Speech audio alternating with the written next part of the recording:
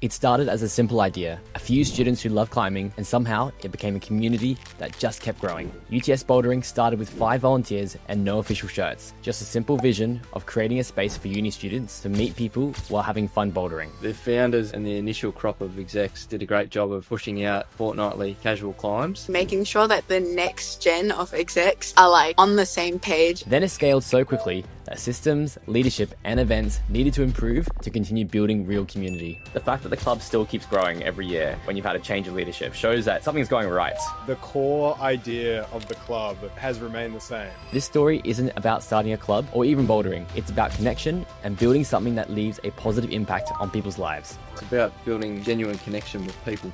Taught me a lot about communication. There's communication with the members because they're what keep the club going. Join us in this special multi-guest episode on the Midweek Motivation Podcast with all the presidents of the UTS Bouldering Society. On this podcast, we uncover powerful stories, practical tools, and fresh perspectives to help you grow, lead, and stay motivated. I'm your host, Neale. Let's dive in.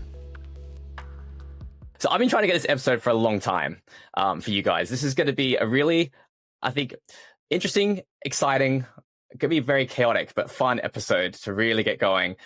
We have the UTS Bouldering Society, previous and present presidents in this room. It's too much for me right now to really comprehend this, how exciting this moment for is. But before we really dive in and introduce everyone, I have a question to start off with everyone.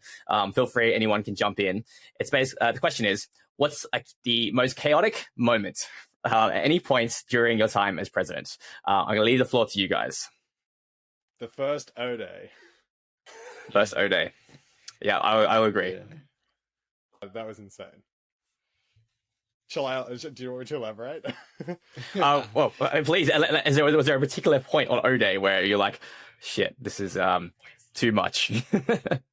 Yeah, I think it was probably, I think we all came into O Day thinking like, ha ha ha, we're a new club. We don't even have shirts. We don't feel very legitimate, but we're going to be there. It's going to be great. And there was Dance Society next to us and they were doing all these like flash mobs and stuff. And we had a cool little pinch grip challenge and Jarrad made a cool little drawing that said pinch to win. Handwritten sign with highlighters. And we were like, yeah, we'll just hang out. It'll be a fun day. And we were bombarded with people and they were asking questions and there were queues of people and I would never have imagined that. And we decided to plan our welcome night for that Friday. I think the other day was on the Wednesday. It was like a ridiculous amount of people that came. And so I think that week was ridiculous. Yeah. And we were just winging it too. Like I remember I had class on that day, that first O Day. So I was ducking in and out. And then I just remember coming back from my first class and just seeing this queue of people. I'm like, wait, hang on, is this for us? So yeah, honestly, incredible day. And that really got the ball rolling for us, I think. Yeah, absolutely. What about you, Mika and Justin? I think the first thing that comes to mind would be the first rock jam where we did, well, this was like, I think we've grown a lot as a club since the first O Day. But yeah, organizing a comp for just UTS Boulder Sock.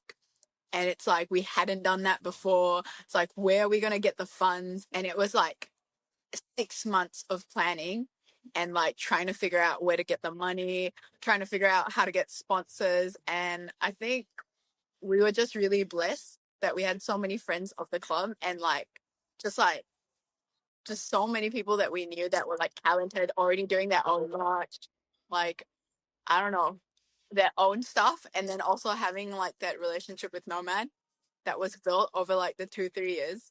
And then, I don't know, it was like chaos, but then it happened and it happened so well. And it turned out like one of the best days of me being president of Boulder Sock. And yeah. That's fantastic. That's my president. What for you, Justin? Well, segue into, Rock Jam, but we actually just did that. If we have any more time to do that, I'll probably dive into it later. But yeah, I think building off what, Mika and the team did last year, a lot of the planning in the first half of the event was, I think we planned it out very well. The last few days building up to Rock Jam was just running back and forth to the gym, like to the gym for like grading and stuff, and then out, and then like asking partners, oh, like okay, like are we all done? Is this confirmed? Just double checking. And then on the day, yeah, on the day we didn't even expect how big of a turnout it was, because we were expecting maybe 120 people, and then 170 people rocked up, and well, it was a lot to manage. We definitely, I think we did really really well, but also second half of the event, because we did like a whole Olympic style bouldering finals as well. That was chaos to deal with, but it turned out well, and the whole point was that nobody, the members didn't notice, only we knew, and everybody was happy. But yeah, that was definitely chaotic. Yeah. Oh, awesome, man. Well, for those who are just joining in for the first time on the Midweek Motivation Podcast, I've got no idea what this is. I'm Cameron. I am the 2022 president and co-founder of UTS Bouldering Society.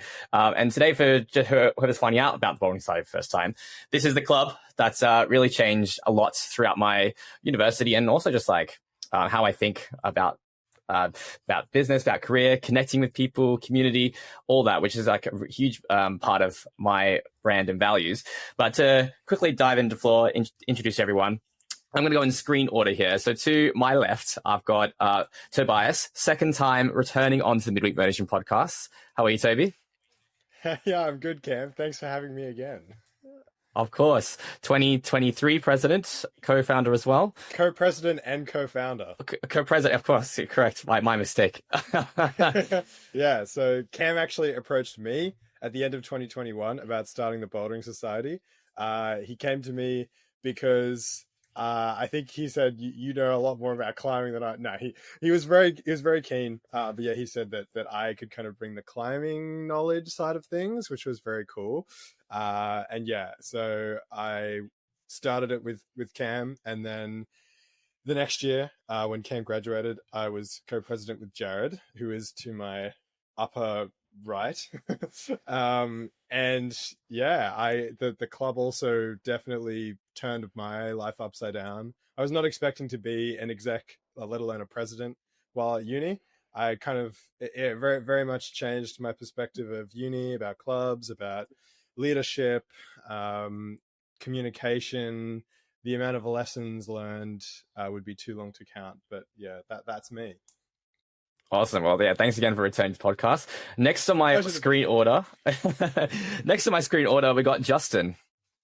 Oh, hello. Yes. I'm currently the president of UTS Bouldering, so that's president for 2025. I was secretary in 2024. I literally joined the Bouldering Society. First thing I did when I came to like Australia was I went to orientation day, rocked up to the bouldering stall, saw Tobi, and he was like, "Hey, you know what? You want to join our society?" And I was like, "Yeah, it seems pretty chill." Thing, isn't it? Yeah, it was a very Tobi thing. I mean, I feel like it's the whole reason why I was like, I felt really welcomed, and I was just a pretty dedicated member throughout that entire year, and then was gonna try to run for social media. Was convinced to do secretary instead, did secretary, and then now I am here as president, which is pretty cool. Yeah. Fantastic. All right, Jarrad, you're up next. Yeah, thanks, Cam. Thanks for having me on. Pleasure to be here. I was the 2022 treasurer, and very similar story to Tobi, actually. Cam approached me with what I thought at the time was a pretty outlandish idea of creating a club. And yeah, honestly, best decision I ever made whilst I was at uni. Really kind of enhanced that uni experience for me. And then I was fortunate enough to, in 2023, be co-president with Tobi. And there again, just an awesome leadership experience. And, it's great. Friends for life. Absolutely. Yeah. Mika, you're the final guest that's on my screen. Amazing. Thanks for having me on. I was the 2024 president, and I want to make this claim. I was the first female president. Let's go. Let's go. Yeah, no, it was really good. Joined Boulder Sock because, well, it was quite funny actually. It was like, this was my first. No, this was post-COVID, and then I came back to Sydney because I'm not from here. So I came, and then one day I was just sitting at home, about to make dinner, and I was like, I wonder if this uni has a boulder sock. And then I looked it up. You guys had an Instagram, and I messaged actually Gen Z at the time, and he was like, "Oh, dude, we're meeting up in like 20 minutes at UTS, and we're about to go for a climb because we used to take PT together to gyms." And I was like, "Oh shit, I gotta go!" And I just packed my stuff, went, and then I met. I think it was Daryl was the first person I spoke to. And then I met Tobi, I met Jarrad, I met Cam, and then I was like, "Oh, this is pretty cool." And then we all took PT together, which was like such a uni thing to do. But yeah, love the club, love the people, and yeah, been in Boulder Sock ever since until, well, I mean, I still am in Boulder Sock, even though uni's done. And yeah, no regret. Amazing. Well, each of you has really brought your own skill set and experience to the club, and I think it's really shown on the progression. Like, you know, we started this club literally from nothing, just an idea, no previous experience running a club, and we just did what was working, tried things, and just connected with people, which is ultimately what a university club is about, right? It's about bringing people together, and then you can see the progression over the years, just how much you're growing, even though like externally that looks really great, but internally you're building such a really solid foundation where people can actually come together, make friends, even if it's only for a couple of years in their university journey, and then they carry on with their own life, or even keep on with their friendships, which is really cool to see, as well as improving their bouldering skills. So the reason why I want to bring this today, I have this podcast, because bouldering is obviously a very niche thing, and a lot of my audience probably won't particularly know much about bouldering. But what I want to go is a little bit deeper into leadership, community, and just like how all those skills that you learned from your journey has really changed the way you think, how you believe, and just connect with people in general. So to take off the floor from here, by the way, if anyone's listening to the live stream, feel free to put any questions down, and we can do a Q&A at the end if we've got some time. So leadership-wise, I guess, how has your leadership changed? Like your belief of it coming into president and then finishing, or just in your case, like where you are now. Happy for anyone to take the floor from here. What has been your experience with the definition of leadership from when you started and where you currently are now? Yeah, I'm happy to jump in, Cam. I think you touched on it earlier. It's about building genuine connection with people.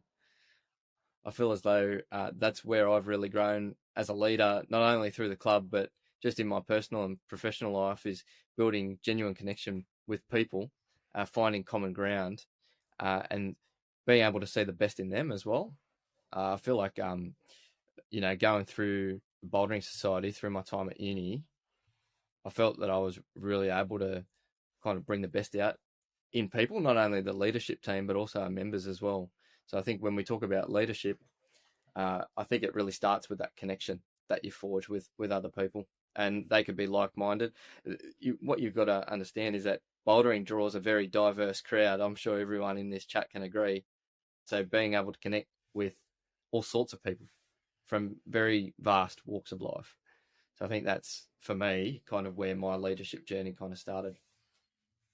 Fantastic. Anyone else want to have their take on the floor of this one? For me, as interesting, because in the first year of Boulder Sock, I was secretary while Cameron was president. So because we were a small team, even though, Cam was obviously, the big man, he was making the calls, he was guiding the club, there was definitely a lot more sort of higher decisions that were sort of shared amongst the club as well, because we were only a team of 5. So there was definitely a lot more input there. And I remember being secretary and helping Cam and Jarrad design the events in the early days. I kind of felt a bit like the fun uncle that got to, throw ideas out there, but was never really accountable for the decisions in the end, because ultimately Cam was the face of the club that year. So I think being president myself the next year really taught me what it means to be accountable for decisions that you make or decisions that you don't make.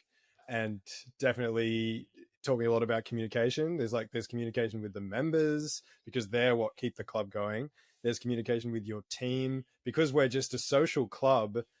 we don't make any money, we don't pay salaries or anything, so people are we're all volunteers. So if you don't have kind of, not to sound a bit grim, but if you don't have money to motivate people, there's got to be something else, or to connect people.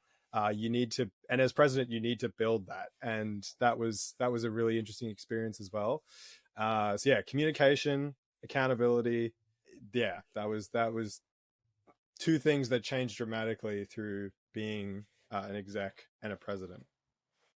That's a really solid point, because yeah, like you said, everyone that's in your team, they're coming to volunteer their own time outside their own degree, outside their own social commitments and work commitments, right? So it's so hard to keep. I found it really challenging to have the team continuing to be motivated across the journey. And I did my best what I could. I always tried to prioritize the team before even the club itself, make sure they're okay and everything, and with their workload. But yeah, at the end of the day, like when in most team environments these days, so this is going to be talking about jobs and career, right? Money is going to be the biggest factor. So I'm just really curious to know maybe what is a couple of things that you have taken away from this club that you could be working. You don't have to mean necessarily managing team, but also working with team really on how you can work together cohesively without running into too much conflict where money could be a factor. I wonder if anyone has any thoughts on kind of that topic there. I think one of the most important things, at least in my experience as an exec or like president or whatever, was setting goals that everyone was on board with. So like, for example, like we wanted to buy pads for the club to do more outdoor bouldering, and it's like everyone's so psyched about climbing indoors, and it's like going outdoors is such a far dream, you know what I mean? But everybody was on board, like everybody on the exec team, members as well were also on board, and like setting those goals and like working towards achieving them, and just reminding yourself and your teammates that, hey guys, this is what we want to work towards, and it's not just for us, it's for the wider community, it's for the people that we care about, it's for the community that we built. It's like way more rewarding. I know it's cheesy, but it's way more rewarding than anything financial, in my opinion. Like just having people go outdoors together with all the pads that we purchased as a club was like a really like next level experience. And yeah, I just think like setting goals and achieving those goals that you think would be impossible is like next level. Yeah, wow, that's a really great response. I love the fact that you're trying to get everyone on board with a common goal, and it's completely normal to not have everyone maybe really appreciate the idea, but obviously, like if with the majority, trying to get people passionate about like what you're trying to do with the club, and when you show that, like regardless if your team members are maybe fully onboarded, they can see that you're really putting your effort into it, and they're inspired by that. So yeah, that's really cool, Mika, that you said that. What is like maybe a decision that you made during your president time where like you tried it out and it didn't actually go to plan? What would be some examples you've had where you wanted to test something and unfortunately it didn't work, but then maybe what has shown up as a result from that? Yeah, the thing I can think about a bit more externally is like this year, at least, I don't know, it's more so like an events decision, trying to include more people, like trying to connect with other societies that like were in bouldering pretty much, like doing collabs and stuff.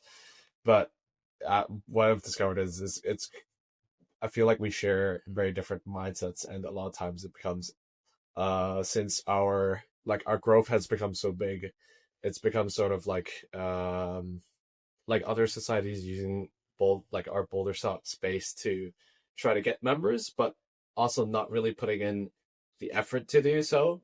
So, and that becomes like I guess it's a hard question of like how do I like not expand the club outside bouldering, but how do I like introduce bouldering to others, like with other societies, but also like, you know, be careful about like who I'm choosing to collaborate, like who we're choosing to collaborate with stuff in order like to make it a good event for the members and stuff like that. I don't know if yeah.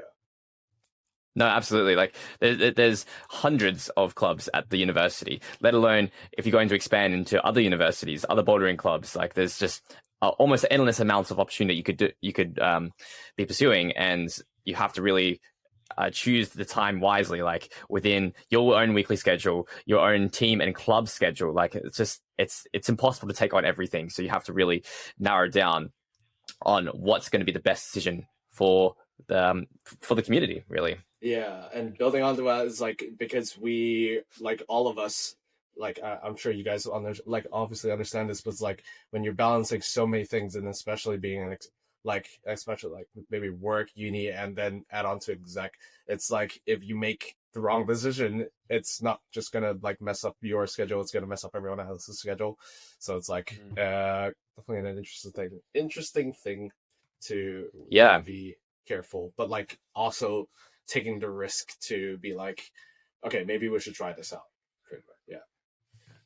Yeah, that's right. So it certainly is a risk, and I think the prospect of collaboration, especially in the early days, when it was, you know, myself, Tobi, and Cam, it was exciting, right? And people were reaching out to us for opportunities for collaboration. But I think it was more, the decision was more about doing a collaboration that was mutually beneficial. I remember a lot of the ones in the early days, we were doing a lot of the groundwork for it and really trying to lay the foundation. And it got to a point where we put a lot of the work in, and then you kind of step back and think, okay, what's actually in it for us? It's kind of like we were taking another club on for a ride. Yeah. So I think a decision like that, you've really got to weigh up and really be able to pick and choose collaborations that are actually going to provide value for both parties involved. So I think that was something that we kind of struggled with early days, just purely because of the excitement of it all. Oh, mad, this other club wants to collaborate with us. But really being able to analyze it and think, okay, where's the value for both of us? No, I think you hit the nail right on the head. Yeah, absolutely. I think that applies to so much, because even in your own personal life, right? If I'm sure all of you guys are still just as busy as what you were before in your own life, how do you say no to decisions, right? Like you have a lot of things that excite you, but then what's actually really important, right? If you're saying yes to everything when your calendar is really full and you're prioritizing some different things, something's got to give way, right? So saying no eventually to those potential opportunities. But what I really want to talk about now, actually, because I'm obviously I was away from the club when Rock Jam began. So for those who don't know, before that we used to do a collaboration with other bouldering societies across Sydney, and we're doing a bouldering competition called Boulder Bash. But last year, Mika and Justin and the rest of the team started with Rock Jam. Tell me more about this, because you guys just had your second round this year, and it looked absolutely like crazy, like having your own bouldering competition just for the club. It was kind of crazy, because how it started, I think it was just me, Tobi, Justin, and Max, who was the treasurer last year, just like bouncing ideas off of each other. And taking a lot of inspiration from Boulder Bash, which is the inter-uni one. And we're like, oh, wouldn't it be crazy if we did our own comp, like at Nomad? Like, wouldn't it be sick, just UTS Boulder Sock? Oh, and then we could do this. We could do like mini games, and we could have finals, and then we'd have like all these massive sponsors. And then we were just talking about it, and then we were like, oh, wouldn't that be cool? And then we started thinking about it when I think this was like 2023 when we had the chat. And then I think towards the end of the year when we were doing budget and like financing, we realized that actually, like, thinking that was like completely impossible. But then we're like, oh wait, actually the club is kind of growing. We can apply for grants with Activate UTS. We can actually try and make this happen. And then when we started getting more members, more partners, more sponsors, we were like, wait, this is actually not a very far away dream. This is like 100% possible. So then obviously the planning started, and then it's quite funny to think that before we had all these sponsors and all these like industry friends, you're like, oh, we're just a uni club, we're just uni kids. Nobody would want to help us, but a lot of things can come, like, or a lot of good things can come if you just ask.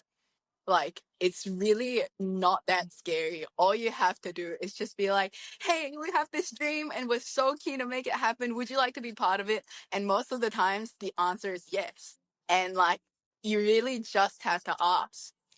And I find that like one of the most amazing things and one of the biggest things I've learned as president. So put your pride to the side and just ask. Mm-hmm. Yeah, like you really don't realize like how much you have around you until you just ask, basically.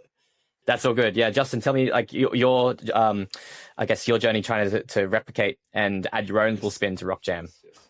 Yes. So definitely tried to build off like all the hard work that Mika and the team, which I was part of,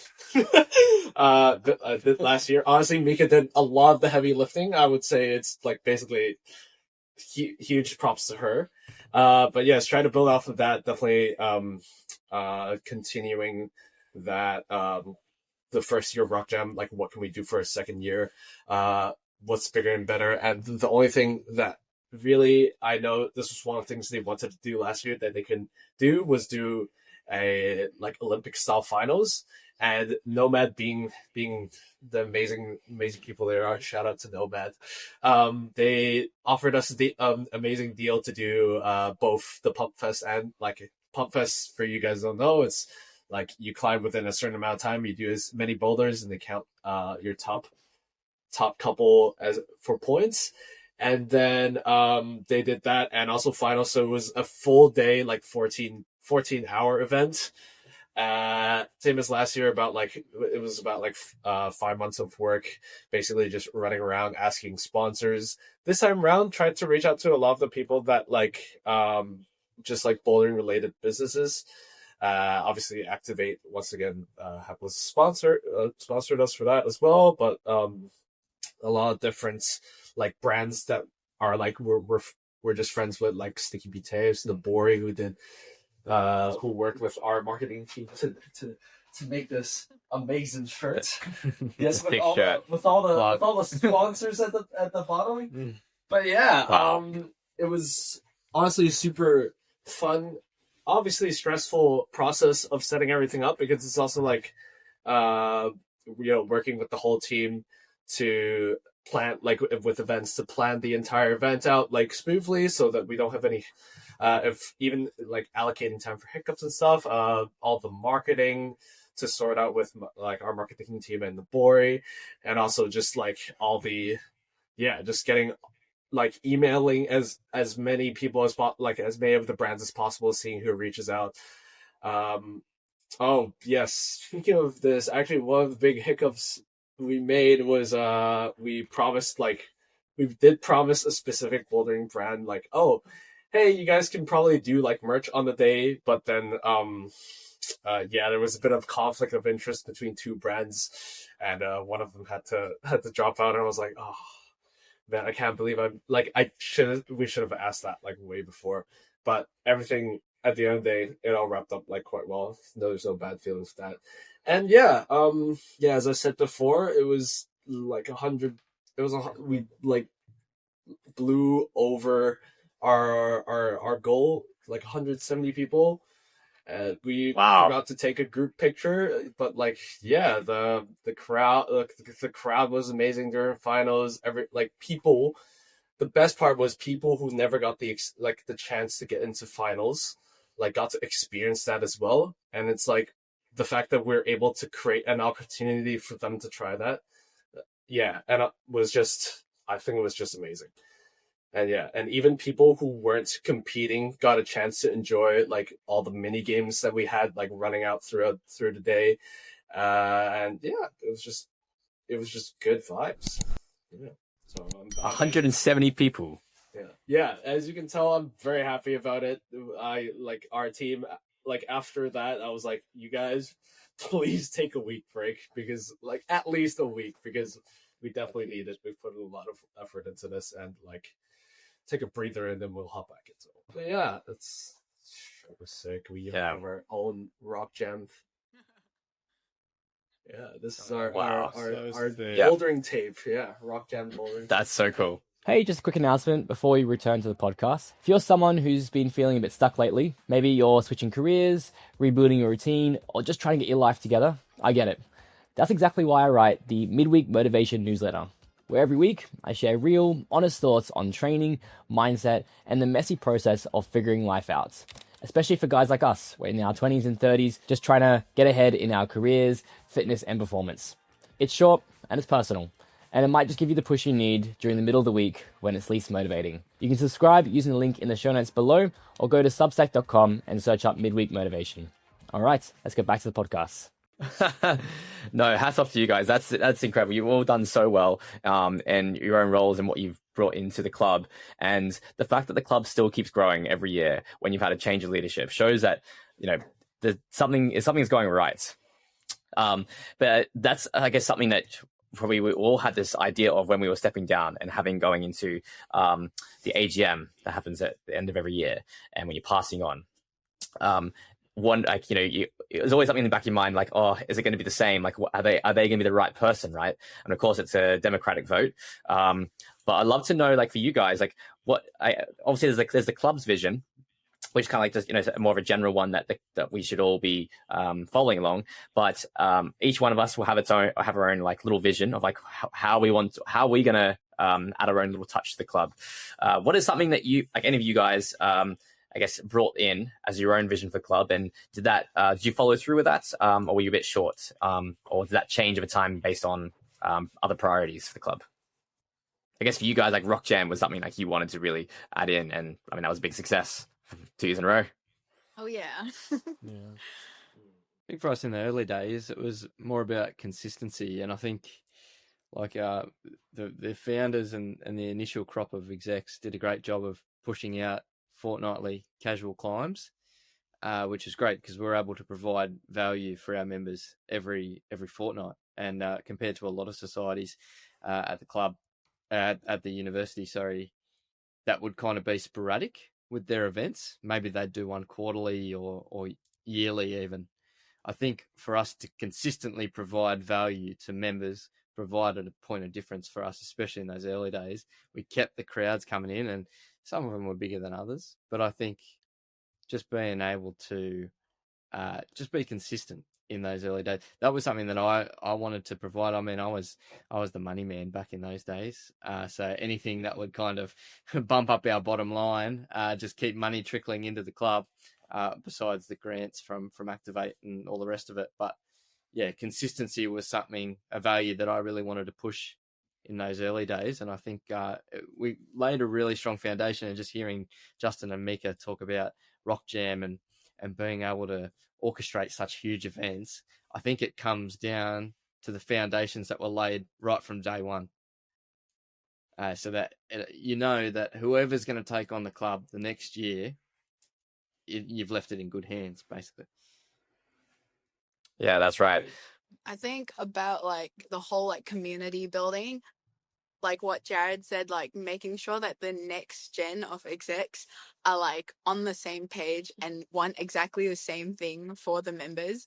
I think that's like one of the most important things, because I shouldn't compare, but I think UTS Boulder Sock execs have consistently been really, really good people. Like, I don't think anyone has ever felt excluded. Well, I mean, this is like an echo chamber of mine, so I could be wrong, but I've never heard of like, well, there was one incident, but we don't talk about that. Anyway, Put in the chat if you've ever felt excluded. Don't forget to like, comment, and subscribe. If you well, felt they They can't even chat. well. So I think we handled that one well. Like that one very specific case of exclusion, but that one was an anomaly. But I would say that most people that came to UTS Boulder Sock have felt the need or the want to keep coming back and stay, which is why we have so many people like at AGMs. You get like 30 people putting up their hands for like 9 roles as execs. You get so many people coming back every single time for a climb. And then at the end of the year, you see the bowl and there's just like everyone is there. And you're like, whoa, you look so different, not in chalky climbing clothes. And it's like, I don't know, like building that, like, I don't want to use the word extroverts because not everyone's an extrovert, but like building that team of people who keep drawing people in. I think like we're like socially attractive people with like really big energy, and everyone's like, I want some of that, and then they rope their friends in and their friends rope their friends in. And it's like so crazy to see this community grow. And I don't think Justin's mentioned this yet. Do you want to tell them about the sports club numbers? Oh, Ooh. yes, we should have asked. I'm very curious. So, from what I know from you guys started off at the end of your first year was 270 something, I think. Sounds Yeah, about right. yeah. I think it was 240 first year. Yes. And then 240. next the year next was like 570 something. And then with Mika's year it was 800. Right now we are at a solid 1,230. Yo, So yeah, bloody hell. That's absolutely huge. End of Can't year, believe- and that's yeah, like, Wow. yeah. 3 months away. It was insane to actually be. I mean, we're such a small, and I think we are now the biggest sport club in UTS. So yeah. So sorry. Yeah, Long time coming. yeah, it's so But it's yes, so amazing wow, that. man. Oh, sorry, I was just gonna say like the growing club, like the exponentially growing amount of members is just like such a great testament to how much work we as leaders and the team puts in to make this. Well, like Jarrad said, this consistency of this welcoming, friendly community, making bouldering so accessible to uni students, and it's just like so amazing how. Now, at least, I mean, I think everyone can say your closest friends are probably people you've met from UTS Boulder Soc. And that is so crazy. Yeah. Yep. I mean, testament here. Oh, yeah. Yeah.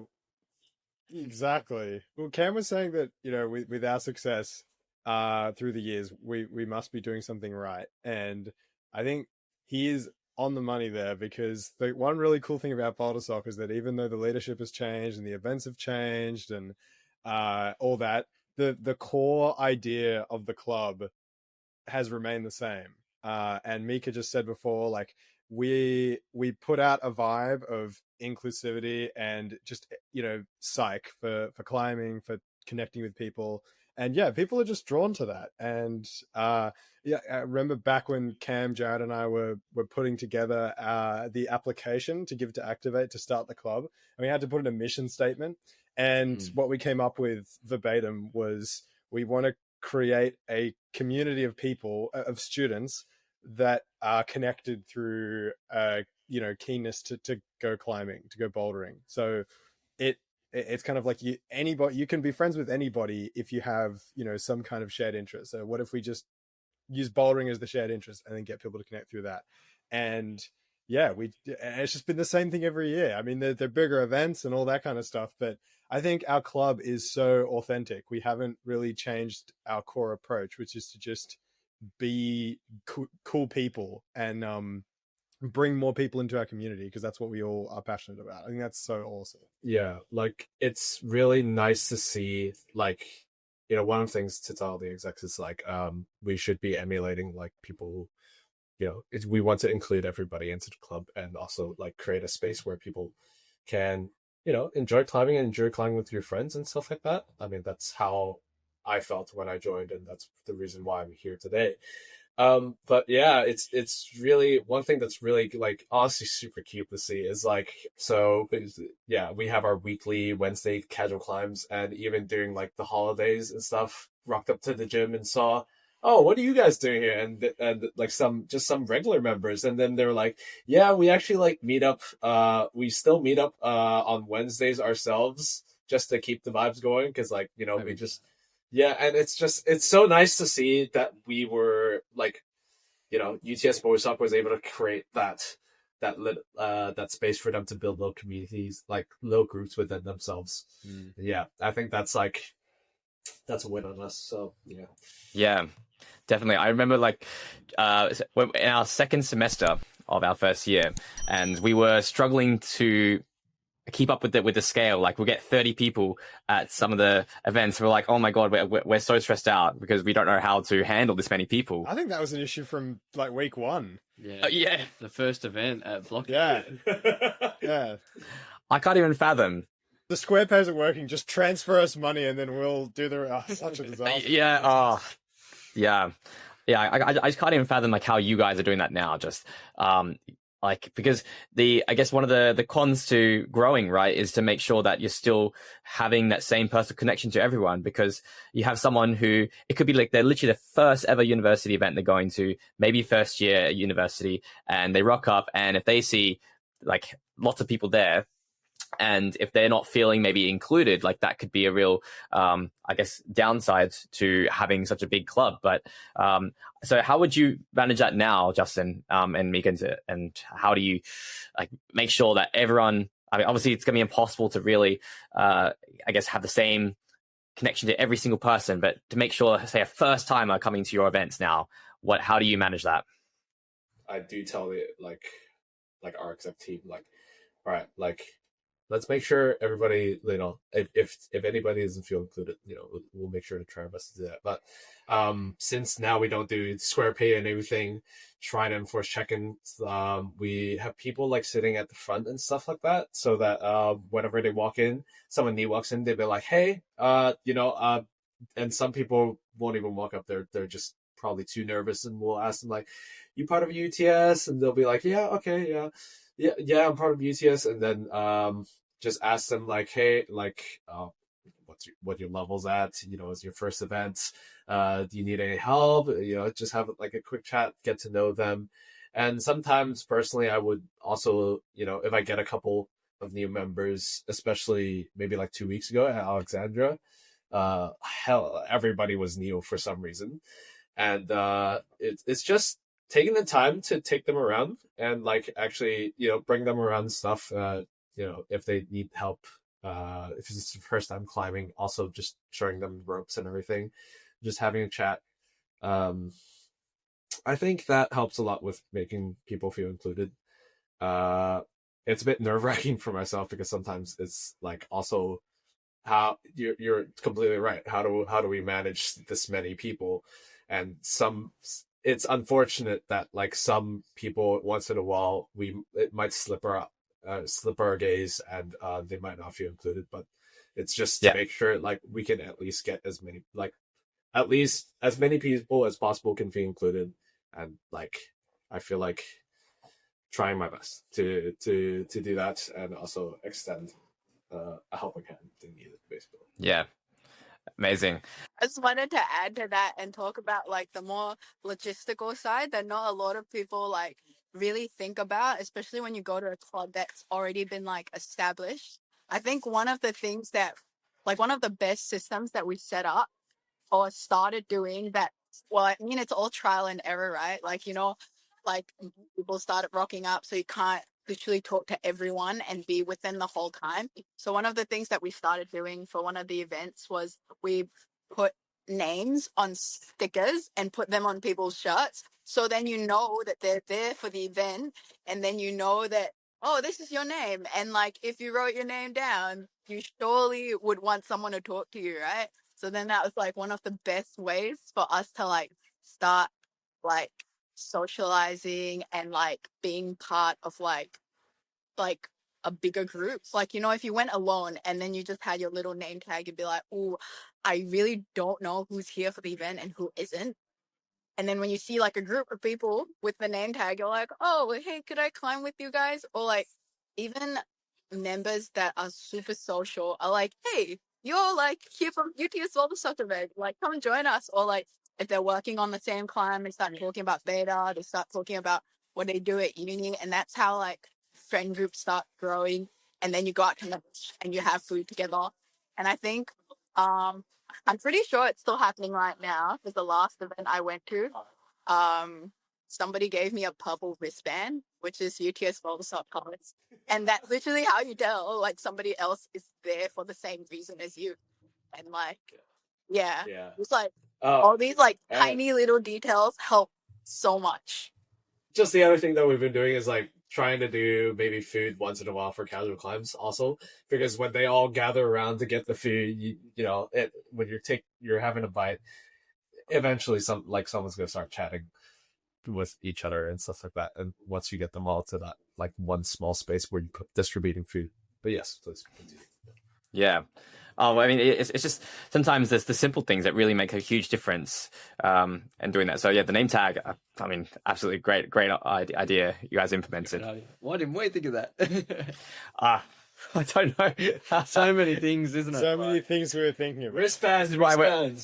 This is why we're no longer in the club, Jarrad. 2023. We're outdated. We did like the activate stamp.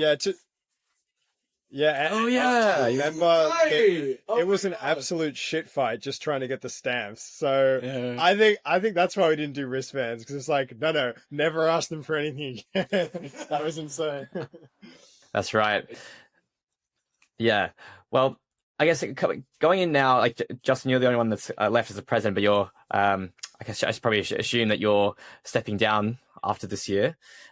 What is something that all of you guys, Jarrad, you can kick us off. What is something that you've like taken from the club? And this can be, from any of your exec positions or working with the club. What is something that you've taken away that you now apply in your own life? And it could be a skill. It could be some belief that you carry along. Yeah, Jarrad, I'd love for you to kick us off there. Yeah, thanks, Cam. I think I was second to go after you. Back end of 2023, I stepped down. I think taking lessons away from bouldering and applying them to my life, I would say the soft skills are probably your ability to connect with people, but also being detail oriented. I feel like when we were working in such a small team, you had to really make sure that all your I's were dotted and your T's were crossed. And I think that's just something that I've organically taken away and applied into my life. Just being detail oriented and making sure that I'm able to provide value for other people. And whether that be through genuine connection or, leadership, just lots of little lessons, lots of little soft skills that I've kind of taken away from bouldering. Yeah, honestly, life-changing experience. Excellent, man. Yeah, I mean, there's so many ideas that you can bring forth to the table, right? And it's impossible to try them all, but the ones that you really want to actually focus on, it's having a detailed plan, right? How do you plan for, like, say, a one-off event or a special event when you're expecting 50 people? Like, it needs to be detailed, right? So yeah, that applies to everything else, I think, that we take on as a project. Tobi, what's something that you've taken away? I think I could kind of sum up what I learned from being president, or my biggest learnings, into two very kind of overused phrases. The first one is, a problem shared is a problem halved. I think delegation of tasks is huge. And at least for me, I kind of discovered through being president that when being president exposed some kind of more negative patterns that I was using, that I just had, that I was applying to that leadership position. And one of them was, if I was getting stressed with lots of things, I just kind of try and do them all, which is really counterintuitive. And, you have this amazing team, you've got to let them do their thing. Because I think that's another way to unite people as well, which what like Jarrad and what you yourself, Cam, were talking about before, is, and Mika as well. If you don't give people something to unite over, then no one knows what's going on. Like it's very difficult to be motivated. And the other thing was, this one is, don't put off to tomorrow what can be done today. So that one's like, if something can get done, just do it. Because even if you put it off to tomorrow, you may then not do it tomorrow, or another thing might come up. And yeah, so I think there are definitely, particularly, when things got quite stressful, sometimes it just all seems like too much, and you look at the list of things to do and you're just like, no way. But actually, the best thing to do is to just do something, because generally, once you do something, it puts everything into perspective, and it's all quite doable. So, yeah, like trusting the team and just checking things off, just doing stuff a little bit every day instead of sort of just doing it all in one big thing. It's actually Mika who, when I was president with Jarrad, Mika actually called me one day and sort of called me out on that stuff, and that was one of the best phone calls I ever received. So thank you, Mika. Go on, you, Mika. Oh, Yeah. yeah. Mika, president before she was even president. She was looking out for the club. Looking out for a friend. And that's why she would, yeah. So that's why you were an excellent choice, Mika. What's something you've taken away? I would say as funny as it may sound, I also made the same mistakes as every other president or any other leader would, just taking on too much and then being afraid to ask for help because you're like, the weight of the club is on my shoulders, everyone's looking to me. And it's like members look to execs look to me, and I'm like, oh no, like I don't have the answers. And it's sometimes asking people outside of the club. I would say, like, I have a really good relationship with my boss, Joshua, and he's the manager of a retail store, and shit gets stressful. So oftentimes talk to him, and he'll give me like advice, and he'll listen to me.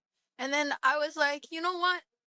All I needed is just to rant, and I just needed someone to listen. So then I put that to work in Boulder Sock as well. And a lot of the times, people are very open to telling you what's going on in their lives and why certain things, like, like a post is not being done, like some work's not being done. Like, it's because they don't know that you need help. And like, there's no like two-way talking. There's no two-way listening. So then there's like, literally like, you're not saying anything. I'm not saying anything. So I won't listen. You won't listen. But sometimes just open up that conversation. Like even asking someone how they are. Sometimes it's the thing that's at the top of their head. They're like, oh, fuck, I'm so stressed out about this. Or like, I'm so stressed out about like, well, for me, at least, like an example I can think of was like when I was president, I was doing my postgrad and I was getting ready to do research for my thesis. And I'm like, I'm actually so stressed out. Like, I need to interview people for like outdoor bouldering experience. And they're like, dude, you can like literally just talk to me. Like, set up a time and then we can have a chat. You can interview me. You have an hour of my time. Like, a lot of the times it's just asking, and then being open to listening to what other people have to say as well. Like the answers are just there. You just need to be open to listen and open to talk about your problems to get those answers back. Yes, definitely. That's something I think I always continue to struggle with, is asking for help. And but it makes such a big difference, right, overall. And at the end of the day, I think the problem that you have in your head, it's probably not as bad like when you say it out loud, right? Yeah. Always. So yeah, definitely.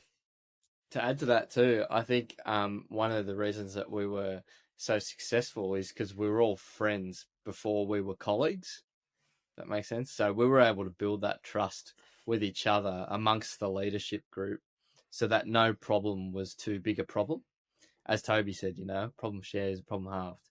So even if it was a problem with one of us individually, I think we were able to kind of build each other up just by being there for each other. 100%. Yeah, that's right. And like you said, we were friends before that, and we don't want to ruin the friendship if something is really bugging us, like it, So talking it out is a huge one. Justin. I definitely everything you guys said, like asking for for the viewers, I guess. One thing I did before taking on the role was literally ask all our former presidents like what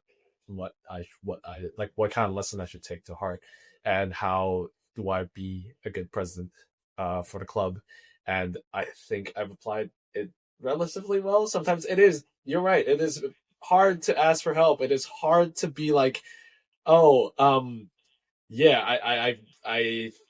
really I want to handle all of this because this is let's just call it our child, right? This boulder sock is our child, and We're all want to adopting it. take good care of it. But it's like, We're all just terrible foster parents. Yeah. After 1 year, we're done. It's been a year. it's been a year now. Since you do it. Get out of the house. Yeah, you can have him. No, but it's everyone's baby, right? All the execs who applied and like hopped onto the role. They also want to make the club good too. Sometimes they have problems managing time and everything. Like, I think it's a very human experience. Everybody has issues. Sometimes like, oh, everything's so packed. Internship, work, or duty, and everything. But yeah, it's like as long as we communicate that with one another in the team, be like, hey, I know I do a good job with this part, but I need someone else to handle it right now because I'm stressed with something else. No, and it also makes everybody else feel better because like, everyone also understands that, oh, you're also struggling. We're struggling. At least we're struggling together, and we're working it out. Yeah. So, I guess also the other takeaway is, and this is kind of bouldering related. There's always a way. I guess there's always some beta to figure out. Yeah. There's always just like, there's always another way, right? Like if something goes wrong, if something doesn't go to plan.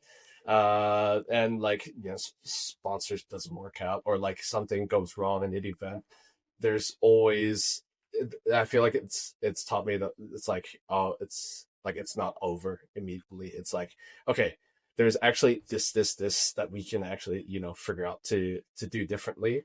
That's something we can, and it's like, oh, we can learn that for next time. That's something we can use for next time. Yeah, there's always a different way. There's always, it's never too late, and it's never just kaput, right? There's always, there's always some other way to figure it out. Yeah, I love that, and like I think it applies really well with with the actual metaphor of you said climbing. Yeah. As much as I want to continue with this podcast because it's really, really fun, we'll start to wrap up shortly. Justin, as you're still the current president, do you have anything coming up that any big things that you want to share that's happening for the rest of the year with the club? Yes, we're going to do Boulder Ball again. I know one of my execs was against it, but I've since convinced him that it's not, because we've actually heard a lot of good feedback and a lot of people thought it was a really fun event and they want to do it again. So Boulder Ball is going to come out in the end of the year, probably like, what did we do? Like the beginning of December, end of November last year, I think, something like that. Yeah. Yeah. December. I'm hoping there will be Boulder Bash. That is still in talks. That's a story for another day. And also, we are not 100% locked in, but we are going to do a setting event, which is we're going to partner with One Up, and obviously you'll have to pay a fee. I'm not going to tell you what the fee is yet, but let's just say we're pulling out from the club funds and helping make it cheaper. But yes, for people who want to try out bouldering setting, which in Australia, I think it's a bit of an enigma. Is like, how do I get into setting and stuff? So we're partnering with One Up to do an event where some members get to try their hand out, understand about setting boulders, setting the cool climbs you see on the wall, and having a go at making that. So yeah. That's such a fantastic idea. Wow, that is really cool. Yeah. Man, I want to just fly back to Sydney just so I can do that. Do it. Do it. Why not? I'll pay the most expensive fare. Yeah. Amazing. And of course, you got your AGM. It's coming up too as well. Well, we'll start to close this out now. Where can we find more about the club? Check out our Instagram at UTS Boulder Sock. At UTS Boulder Sock with how many? No, I'm not. Fantastic. Activate link UTS. In the description. Yes, activate UTS, and also find us at on casual climbs every Wednesday. We rotate between 3 different gyms around the city. Sydney City. In Sydney. Yes, in Sydney. Yes, that's 9 Degrees, Waterloo, Blockhouse Marrickville, and also Nomad Handale. Sorry, yeah, for those Sydney viewers. And then on Mondays we do every fortnight at Blockhouse Marrickville and Alexandria. But yeah. And then we'll do other random events throughout the year too. Yeah, sometimes you might get free food. Are there any advantages for being a club member? Oh, so many. As a club member, if you guys didn't know, Sydney bouldering is damn expensive. So, if you join the club with our now brand new, this is also one of the cool things about our I think we've done a lot behind the scenes stuff for Boulder Shop this year, including this sick ass digital tag that we have. Oh, no way! Is that on the wallet? Yeah, it's on the Apple Wallet, and some gyms because they have a barcode. They get this. Their members, their profile is basically saved on there, and then the gyms. That's cold. I can't believe that's happened, because I remember, I think Tobi, when you were president, and we had this random idea, if we could have some sort of passport where you can rock around the gyms with a discount, but then logistically it was just too much, so we didn't even pursue the idea. But that is something that's actually you put together. Wow.